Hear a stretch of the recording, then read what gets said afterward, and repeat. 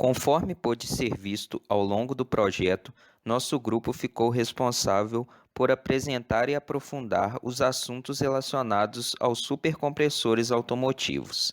Inicialmente, deve ficar claro que os supercompressores têm como objetivo propor a sobrealimentação mecânica nos motores. Mas o que seria a sobrealimentação? O termo sobrealimentação refere-se ao aumento da densidade do ar ou mistura pelo aumento da pressão anteriormente ao cilindro do motor. A potência máxima que um motor pode gerar é limitada pela quantidade de combustível que pode ser queimada dentro do cilindro do motor. Isto é limitado pela quantidade de ar que é introduzida em cada cilindro a cada ciclo. Se o ar induzido for comprimido para uma densidade superior à do meio ambiente, antes da entrada no cilindro, a potência máxima que um motor de dimensões fixas pode entregar irá aumentar. Três tipos básicos são utilizados para realizar isto. O primeiro é a sobrealimentação mecânica, portanto, o foco do trabalho realizado, onde o motor é responsável por comprimir o ar ao acionar um compressor. O segundo método é a sobrealimentação por turbo, onde um sistema composto por um compressor e uma turbina num único eixo é utilizado para aumentar a densidade do ar de entrada ou mistura. A energia existente no vapor de exaustão do motor é utilizada para mover a turbina do sistema que atua o compressor, que aumenta a densidade do fluido de entrada em cada um dos cilindros. O terceiro método, sobrealimentação por onda de pressão, utiliza a ação de ondas nos sistemas de admissão e exaustão para comprimir a mistura admitida. O uso da afinação do coletor de admissão e exaustão para aumentar a eficiência volumétrica é um exemplo de um método para aumentar a densidade do ar. Um exemplo de um dispositivo de sobrealimentação por onda de pressão é o Comprex, que utiliza a pressão existente no vapor de exaustão para comprimir a mistura admitida pelo contato direto dos fluidos em canais de fluxo estreito.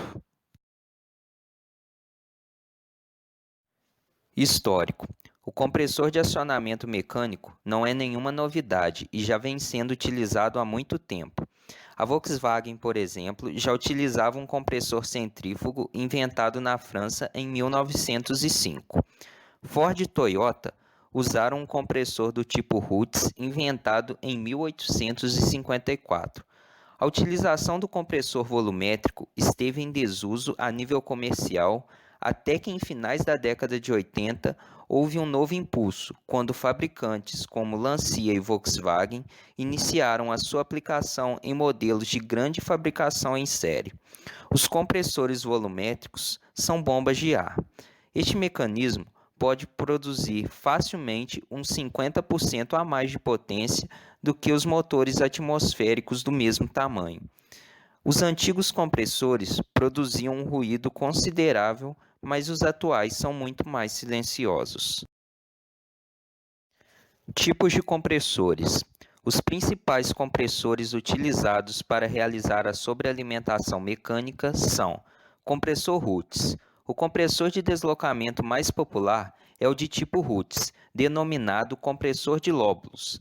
Neste caso, existe um par de rotores em forma de 8 ligados a rodas dentadas que giram à mesma velocidade, mas em sentidos contrários, bombeando e comprimindo o ar conjuntamente.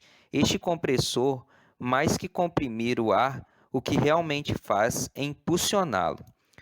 Os rotores apoiam-se nos eixos, tendo em conta de que nunca se tocam entre si, não se desgastam. Em ocasiões, os lóbulos são helicoidais e noutras de corte reto. Esta versão prática com rotores de 2 lóbulos origina uma pressão relativamente baixa e consegue criá-la muito rápido ao aumentar o número de rotações.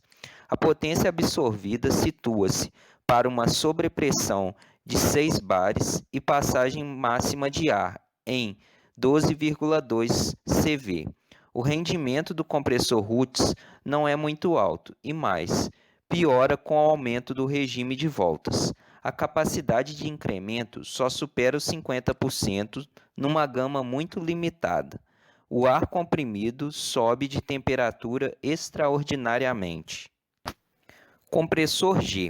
Os compressores utilizados pela Volkswagen, chamado de compressor centrífugo ou compressor G, apresentam uma forma nas suas câmaras similar a esta letra.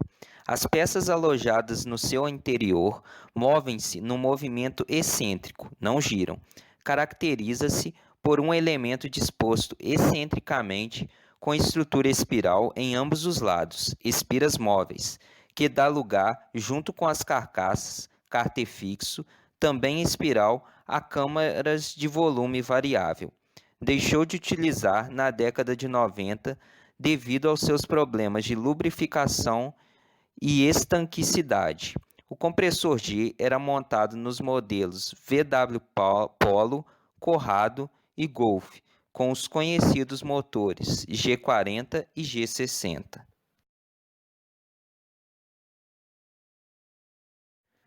Compressor Lys-Holm.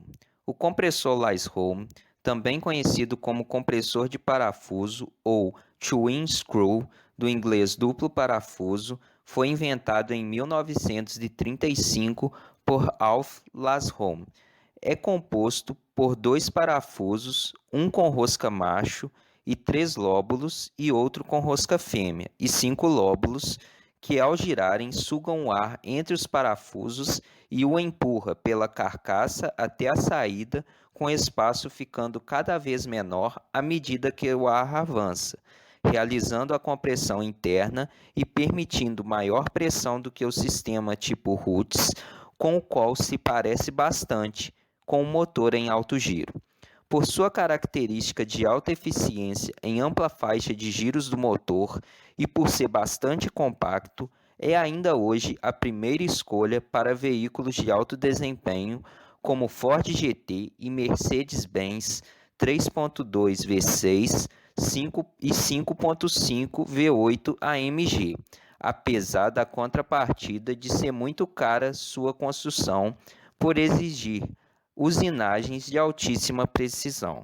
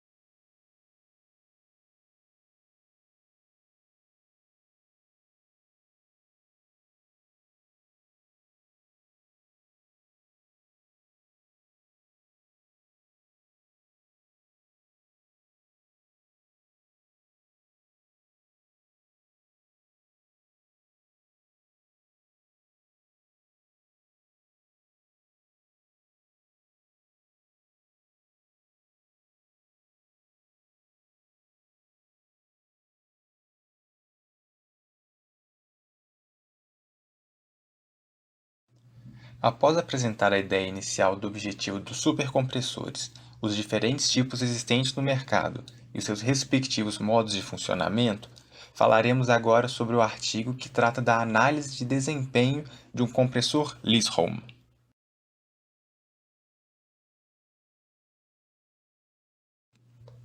O desempenho de um compressor Lys-Holm é geralmente discutido em termos da eficiência volumétrica e da eficiência adiabática total, sendo essa última uma menção à quantidade de trabalho pneumático que é gerado em relação à quantidade de potência total de entrada. Essas eficiências são expressas a partir das equações mostradas, sendo a primeira para a eficiência volumétrica e a segunda para a eficiência adiabática total. Como pode ser visto, a eficiência volumétrica nada mais é do que a quantidade de ar que adentra um volume em relação à quantidade de ar teórica para este mesmo volume. Já a eficiência adiabática total, como dito anteriormente, é a potência devido ao trabalho pneumático em relação à potência de entrada no compressor. Por essas equações, entende-se que aumentar a eficiência volumétrica é simplesmente diminuir o vazamento interno, fazendo com que a massa de ar que entra no compressor seja o mais próximo possível da massa de ar teórica. Por outro lado, um aumento na eficiência diabática total provoca um aumento na eficiência volumétrica, já que a eficiência diabática total e a massa de ar que entra no compressor são diretamente proporcionais.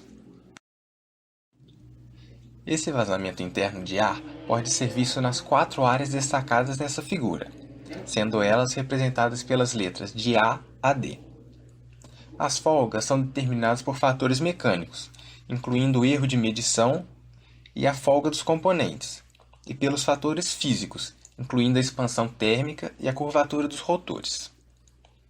O volume de ar teórico é determinado pelo volume do espaço do dente, definido pela geometria e tamanho do rotor, e pela velocidade do rotor. O desempenho do compressor Lisholm, definido por essas duas grandezas, é estudado, incluindo a capacidade de montagem e produtividade, que são importantes para os componentes automotivos.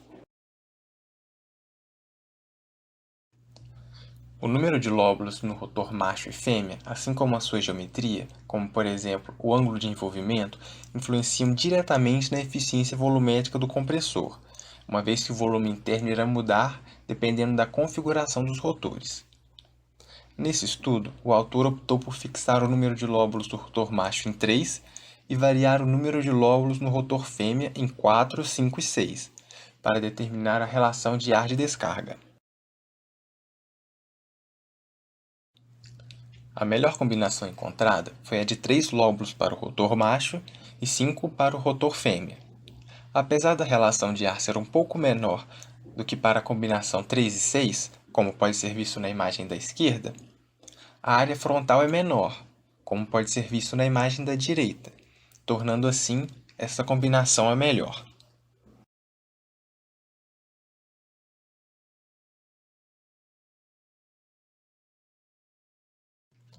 A figura mostra uma comparação da potência de acionamento em marcha lenta entre um rotor de parafuso normal e um rotor falso cilíndrico.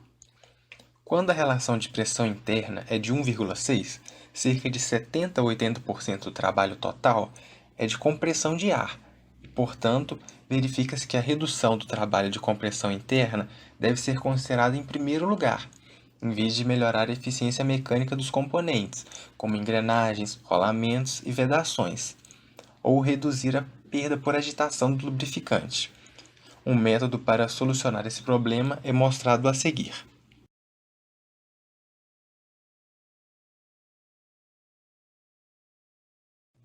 Baixa pressão interna e bypass de segurança é o sistema mais confiável e simples, sem aumento de custo, porque nenhum componente especial é necessário, mas a taxa de pressão integrada é simplesmente ajustada para baixo.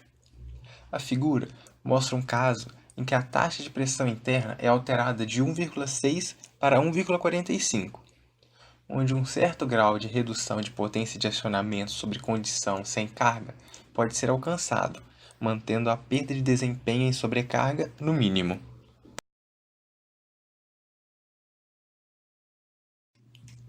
Foi construído um compressor Lisholm sem engrenagem de avanço com uma taxa de pressão interna de 1,35, testado e comparado com um compressor tipo Roots. Como a taxa de fluxo de ar do compressor Lisholm e do Roots na velocidade máxima é aproximadamente a mesma, eles são comparados no consumo de energia de acordo com a taxa de velocidade. O gráfico à esquerda mostra o consumo de energia e o gráfico à direita a elevação de temperatura do ar de descarga. Como claramente mostrado nas figuras, O aumento de temperatura do ar de descarga no compressor Roots é ligeiramente menor sobre nenhuma sobrecarga, com π igual a 1,0. Mas o consumo de energia é quase igual em ambos, enquanto o compressor Lindholm é superior em termos de consumo de energia e aumento de temperatura do ar de descarga, sobre leve sobrealimentação, com π igual a 1,4.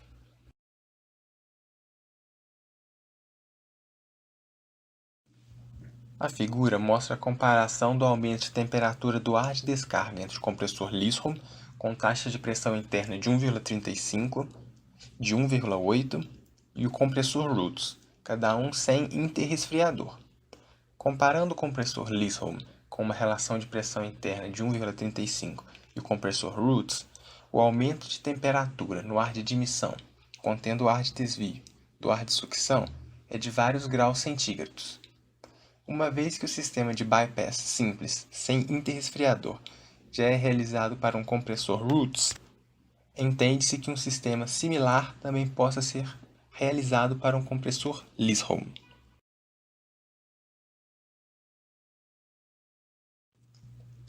Mantendo fixa a velocidade do rotor macho, a melhor combinação de lóbulos foi de 3 para o rotor macho e 5 para o rotor fêmea. É excelente em termos de custo, desempenho e confiabilidade. Ajustar a relação de pressão interna e empregar um sistema de desvio de descarga. Definindo a taxa de pressão interna em torno de 1,35, é possível limitar a perda de condução do compressor Lindholm sem carga ao mesmo nível do compressor Roots, mantendo ao mesmo tempo a vantagem de desempenho na sobrealimentação.